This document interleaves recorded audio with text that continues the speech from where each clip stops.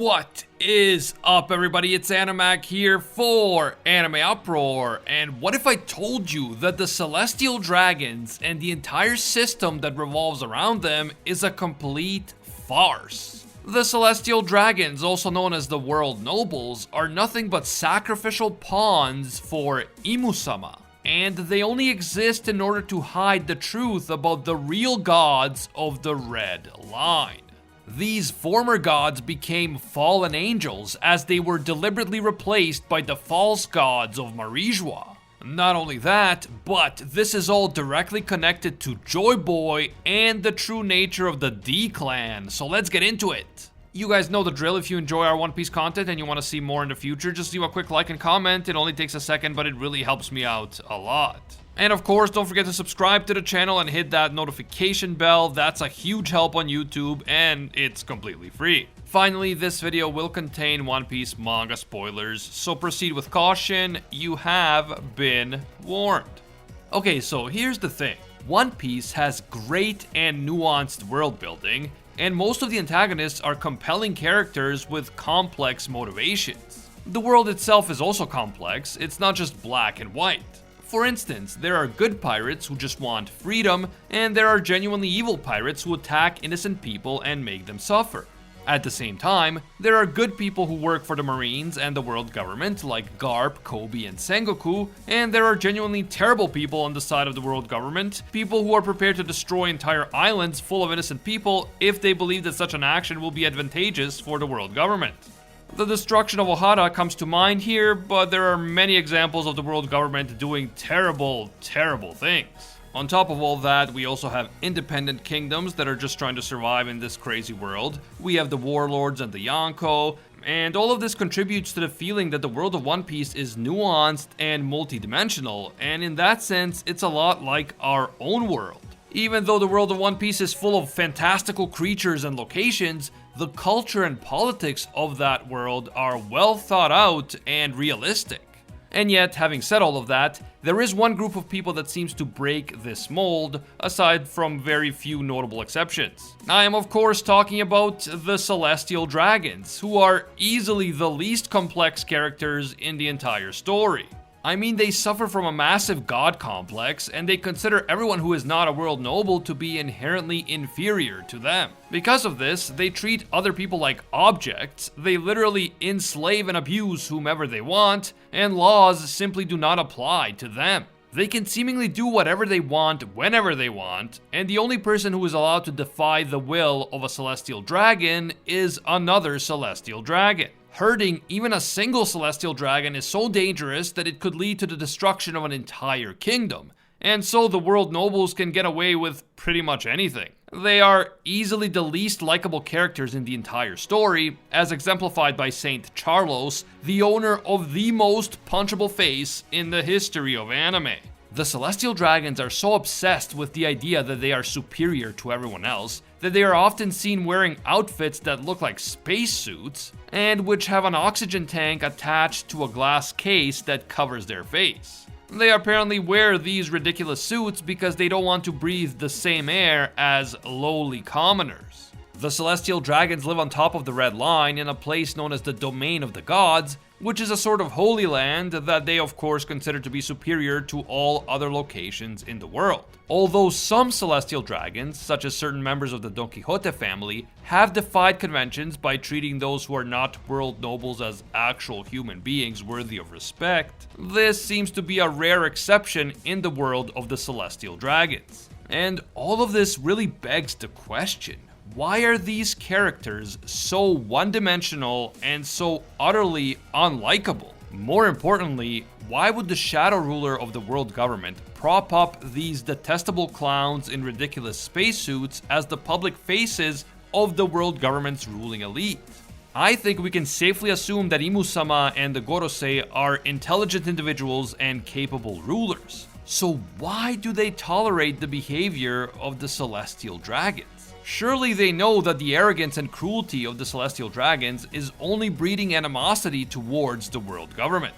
And they have to know that the ruthless behavior of the world nobles creates instability by increasing the likelihood of rebellion and resistance from people who are being so blatantly oppressed. And don't even get me started on those silly spacesuits. At first, many people theorized that the spacesuits were clues about the true origins of the celestial dragons. Essentially, the theory was that they were from outer space, and more specifically, from the moon. We already know that an advanced civilization once lived on the moon, and their descendants are the winged people from the various sky islands. But the celestial dragons don't have wings, and there's another big problem here. From everything we know about the world of One Piece, you don't need a spacesuit in order to breathe in space. You can go into space and to the moon while just breathing normal air. This may sound crazy at first, but we have to remember that before modern science actually confirmed that there was no oxygen in outer space, most people believed that you could in fact breathe in space. Many fictional stories that featured the moon as a setting, including myths, fantasies, and early science fiction stories, portrayed the moon as having perfectly breathable oxygen. The world of One Piece seems to take this false belief about our own moon and turns it into a reality with the moon in One Piece. NL is able to go up to the moon and hang out there without any sort of spacesuit. A bunch of different space pirates who seem to be of various races and species don't use a spacesuit either. And when we see those ancient drawings on the moon, the ones that depict members of the advanced civilization that used to reside there, those people are not depicted with any sort of spacesuit either. So, based on the information that we have so far, we have to assume that in the world of One Piece, you don't actually need a spacesuit to go into space. And that just makes the fact that celestial dragons wear what look like spacesuits even more strange. In our world, the suits might indicate that they came from space or that they are trying to reference space in some way, but in their world, that wouldn't make sense. The only practical purpose of the suits seems to be avoiding breathing the same air as commoners, and there doesn't appear to be any deeper meaning behind it. So, the only role of these suits is to make the celestial dragons look as ridiculous as possible, while also emphasizing the fact that they are cruel elitists with a superiority complex and that they treat everyone else like lesser life forms. Once again, setting up these people as the public face of the ruling elite within the world government is just the worst possible PR move. And it honestly baffles me that individuals who are otherwise clearly intelligent and Machiavellian, such as Imu-sama, decided to set up a system that is just inviting people to rebel against it. I mean, how much smarter would it be to just make the celestial dragons appear benevolent and generous in public? Imagine if they brought gifts for the poor in every kingdom they visited. Imagine if they at least pretended to be kind and compassionate towards the people that they ruled over. Imagine if they demonstrated even basic competence when it comes to statesmanship. If they behaved in this way, even if it was all just an act, it would make it much easier to keep the people obedient, even if the actual political system within the world government didn't change at all. Just making these simple surface-level public relations changes to the way that the celestial dragons are perceived would go a long way to perpetuating the world government system and discouraging people from joining revolutionary movements or sympathizing with pirates. And yet, Imu-sama and the Gorosei have chosen to preside over a system that is almost designed to make everyone hate the celestial dragons. And speaking of the Gorosei, notice how despite also being celestial dragons, they don't wear ridiculous spacesuits, they don't have cringy hair buns, and they don't act pompous and obnoxious towards those who are not world nobles. For example, they are perfectly willing to meet with Shanks in private, and when they do meet with him, they don't seem worried about breathing the same air as him or having him bow before them.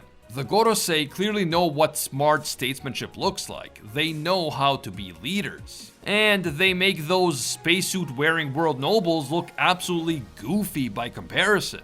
And I think that this is the key point. The vast majority of the celestial dragons are goofy one-dimensional villains with extremely punchable faces because that is exactly what they were always supposed to be. They are mere puppets of Imu-sama and the Gorosei, and they are simply playing the role that the true ruler of the world government had assigned to them without them even realizing it. In other words, aside from the Gorosei, the celestial dragons are nothing but pawns who are about to be sacrificed by Imu-sama in order to preserve his or her power. I believe that Imu-sama is well aware that big changes to the structure of the world are on the horizon. The return of Joy Boy has long been foretold. The golden age of the pirates has been shaking things up for over 2 decades, the revolutionary army is on the rise, and so on. The many enemies of the world government are amassing, and they are getting stronger. Luffy has awakened the Nika fruit and is stronger than ever. Blackbeard is also getting more and more dangerous. The revolutionaries are making serious inroads, and all of them see the celestial dragons as their enemy. All of them want to put an end to the corrupt system that places the world nobles at the top and everyone else below them. Except we know that the world nobles are not really at the top, everyone just thinks that they are. The empty throne is not really empty, although its occupant, Imu-sama, has gone out of his or her way to keep his or her existence a secret. So, what is Imu-sama really up to? Many fans have speculated that Imu-sama has actually been alive for a very long time, perhaps even since the Void Century. If this is true, then Imu-sama knows how the world works. Imu-sama knows that military conflicts and drastic political changes are inevitable and that they happen in cycles over the course of decades and centuries. When you push people far enough, they will inevitably fight back, and this will lead to the collapse of one political regime and the rise of another. So, what if Imu-sama has been preparing for this very thing? What if the Celestial Dragons are supposed to be one-dimensional and obnoxious villains because they were always intended to be sacrificed and replaced with a different ruling elite, while the actual ruler behind the scenes remains the same? A lot of us have wondered why Imu-sama had 4 photos in his or her possession, photos which showed Luffy, Blackbeard, Shirahoshi, and Vivi. The other 3 photos were all damaged in some way, either ripped or stabbed, but Vivi's photo remained intact. My personal pet theory about this was that the 4 photos may be related to the ancient weapons, but there is another possibility. Imu-sama could be looking for a new public face of the world government after the current public face, the Celestial Dragons, are inevitably overthrown.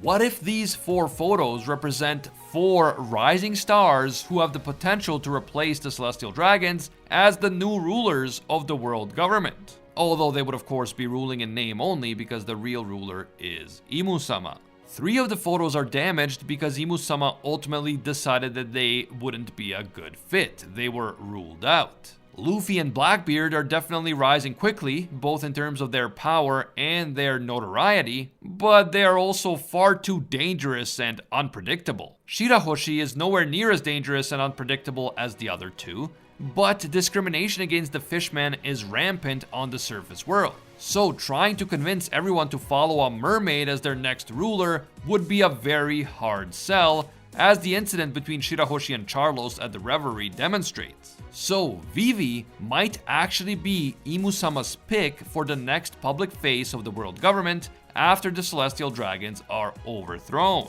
I mean, just think about it. All of these powerful forces have aligned themselves against the world government, and it's clear that a major showdown is coming. What better way for Imu-sama to remain in power than to trick the enemies of the world government into thinking that they won? Everyone hates the Celestial Dragons, so Imu-sama can just sacrifice them in order to make everyone think that they got what they wanted. The tyranny of the Celestial Dragons is over, and a new ruler has taken their place. This new ruler is young, brave, and charismatic, and she is a member of the Nefertari royal family, one of the founding families of the world government. So she is royalty, but she is not a world noble from Marijua, which makes the people think that she will bring about real change. And yet, the one who really wields all the power behind the scenes would be the same as before, the one who sits on the empty throne, Imu-sama. If Imu-sama really had all of this planned out, it would be some of the most Machiavellian stuff I've ever seen in anime.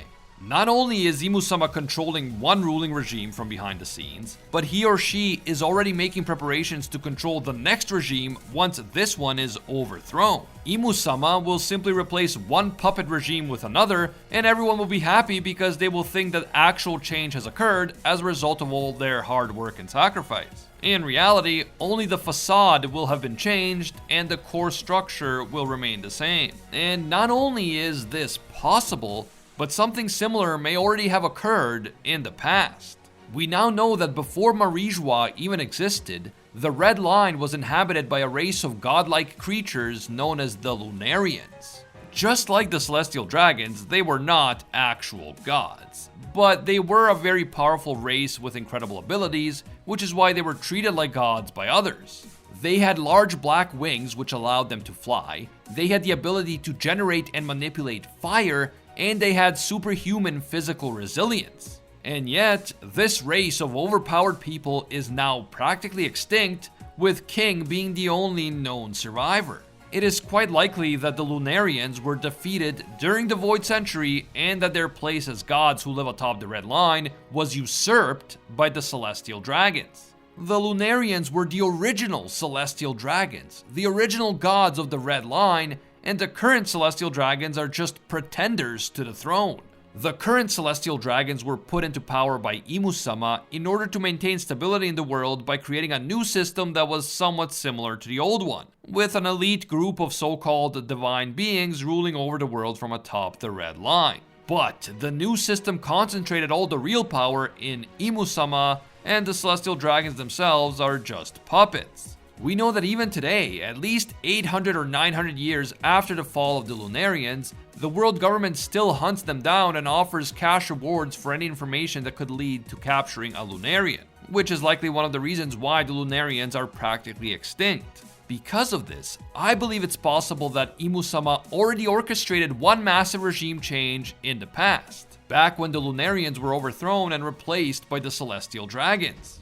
And Imu-sama could be planning to do something similar in the future once the time is right. In fact, it is possible that the original Joy Boy himself was a Lunarian and that the capital of the ancient kingdom was actually atop the Red Line. It might have even been located where Marijua is now, and Marijua was only built there in order to cover up the ruins of the ancient kingdom. We know that the world government has been actively hunting the Lunarians for centuries, which suggests that they clearly see the Lunarians as a massive threat. And one other thing that they've been hunting for centuries is the Nika Devil Fruit. If the original Joy Boy was a Lunarian who also possessed the Nika Devil Fruit, this would explain why he was such a huge threat to the world government. He would have been incredibly overpowered. And this could be why the world government is so obsessed with hunting down both the Lunarians and the Nika Devil Fruit. They might have believed that Joy Boy would one day return as a Lunarian, so along with hunting the Nika Devil Fruit, they also decided to hunt every Lunarian just to cover all their bases. Essentially, by trying to locate every Lunarian and the Nika Devil Fruit at the same time, they were actively trying to prevent the prophesized return of Joy Boy. But now that Joy Boy has returned in the form of Luffy, another Machiavellian regime change may be in order, courtesy of Imu-sama. The rulers of the world who live atop the Red Line may be replaced yet again, but the true power behind the scenes will remain in the hands of the same person. This being a shonen, we can assume that Luffy and the gang will find a way to foil this plan at the end. And before I end this video, I do want to address a really interesting comment I got on my video about the Void Century. A commenter named Crest suggested that the D clan may actually be descendants of the real dragons, the ones who ruled atop the Red Line before they were replaced by the current regime. So the D might actually stand for dragon, the true dragon, and this is why the D clan are natural enemies of the so-called gods in Marijua.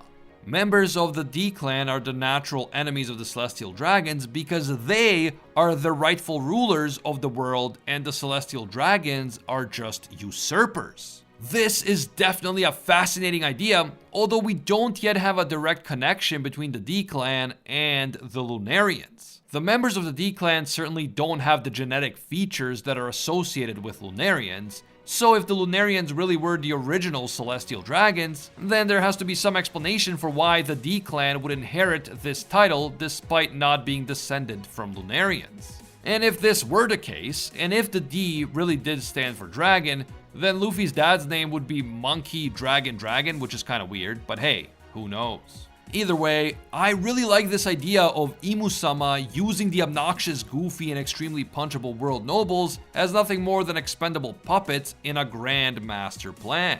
And I also like the notion that the D-Clan may be the only ones who are capable of exposing the real truth about Imu-sama. We do still need a connection between the Ancient Kingdom, the Lunarians, and the D-Clan, but with the way that the manga is going, that connection could be revealed at any moment. And of course, if it is one day confirmed that the original Joy Boy was a Lunarian, and that the capital of the Ancient Kingdom was located on top of the Red Line, then that will put us very close to finally deciphering all of the mysteries in One Piece. Definitely let me know what you guys think. Was Joy Boy, the original Joy Boy, actually a Lunarian? And are the Celestial Dragons just usurping the position of the true Celestial Dragons, the Lunarians? Is Imu-sama planning to sacrifice the world nobles as part of a grand plan to remain in power while making everyone think that the old regime has been overthrown? And is Imu-sama planning on using Vivi as the new face of the world government? Don't forget to leave your thoughts down in the comments below. If you guys enjoyed this video and you want to see more One Piece content right here on the channel, leave a quick like and comment. It only takes a second, but it really helps with that YouTube algorithm. And of course, subscribing and hitting that notification bell is a completely free but very real way of directly supporting the channel. You can also hit me up on Twitter and Instagram at AnimeUproar. As always, thank you guys so much for watching, and until next time, see ya, Space Cowboys!